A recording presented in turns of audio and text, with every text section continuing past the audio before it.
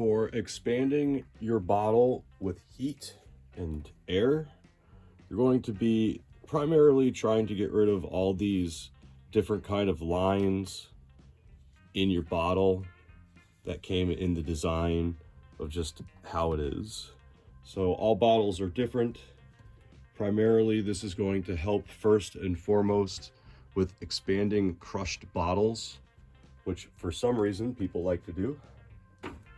I'm using a Ryobi power inflator. This has a digital dial, so I know how much PSI is in the bottle. I usually try to get 20 inside the bottle.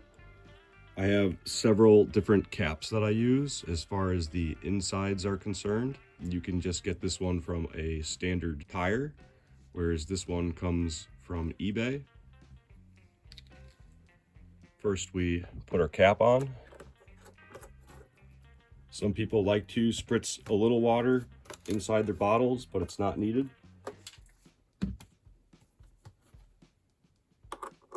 Attach your cap and lock it in place. Again, we're going to be looking for 20 on this gauge. We're going to just expand it until it's good.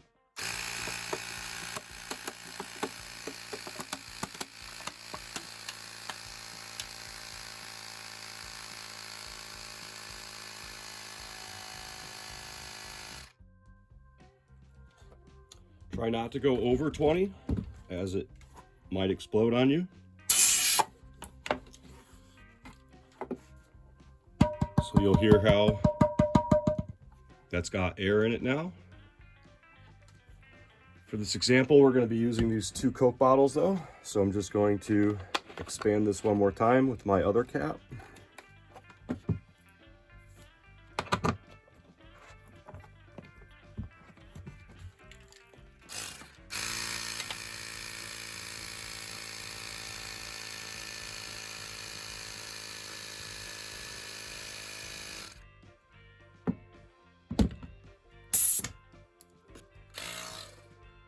So once the bottle's expanded for heat, it's good to put on a glove, as we're going to be adding some heat to it. We're going to be going in a circular rotation with the heat source below us, and this will expand the bottle and get rid of all these lines. So I like to use a Wagner heat gun. It's got variable controls for heat as well as fan speed. So we're going to turn it on, put up the heat, and put up the fan.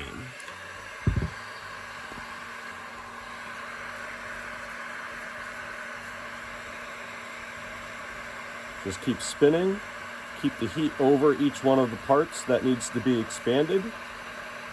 And amongst spinning, you'll start to see it slowly disappear. It's not going to completely go away, but it will start to dissipate visibly. Keeping in mind this does get super hot, so be very cautious.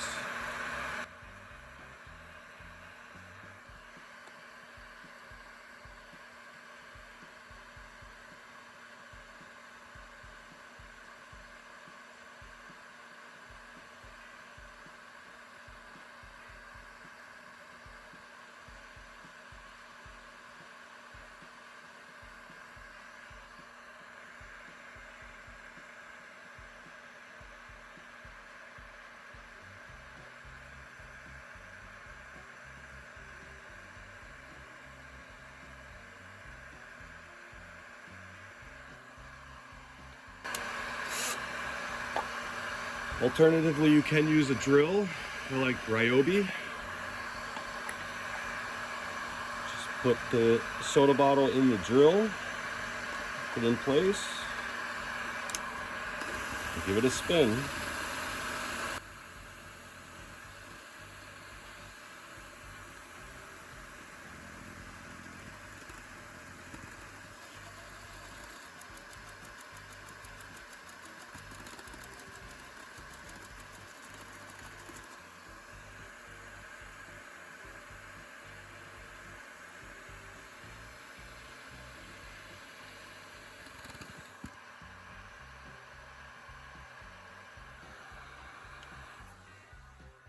because of the air pressure that's still in these bottles, I want to just release it a little from the cap.